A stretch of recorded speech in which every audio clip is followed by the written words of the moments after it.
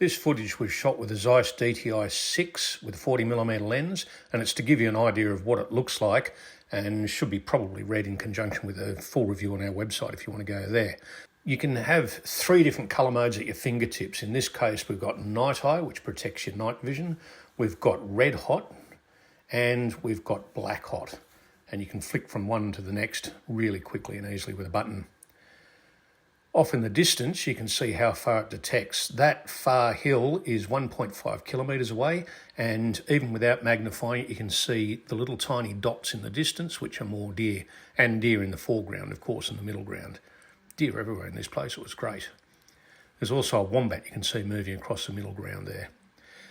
Now, one thing Zeiss has done is worked really hard to make sure that the footage doesn't blow out when you get to a highly contrasting scene, such as when you've got the sky. And a lot of different thermals will blow out when you suddenly reach up into the sky. The Zeiss doesn't. Now, there is some change in the way the colour and the contrast are rendered, but it's not that bad. It's certainly far better than I've seen in other thermals. You can see it changes here now that we're well away from the sky. This is something Zeiss worked really hard on with its algorithms, and it's done a really good job of it. So we're in red hot at the moment, and we've got no sky there at all. You can see a few hot signals as we scroll across. The panning's actually really good on this thermal as well. Once we get up towards the sky, you can start to see the contrast change a bit, but we've still got detail. It hasn't blown out. That's the critical thing here. Now, there is room for improvement, but overall, it's really good. This is a sow on a hillside with some little piglets nearby.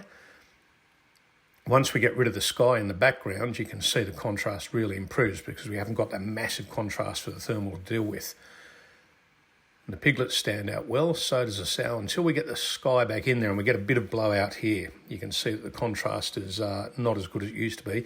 If we come down until the sky is not quite in frame, it improves a lot, but that's not how you really want to look at things. This is better than you get with most thermals. The other thing is when you switch to another colour mode, in this case red hot, suddenly you get an even better effect. So it's worth mucking around. There's a lot of customising you can do with this thermal as well. So that pig really stands out despite the fact that we've got the sky in the background there. This is impressive sort of footage.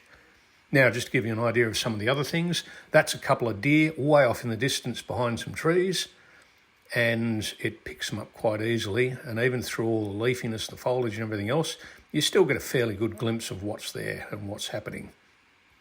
And finally, just to show you quickly, that's a photograph of a rooster stag and spiker, and you can see their antlers. Now, that's also impressive. These are in hard antler, not velvet, and you can see them reasonably clearly. Anyway, go to the website and you can read the full test.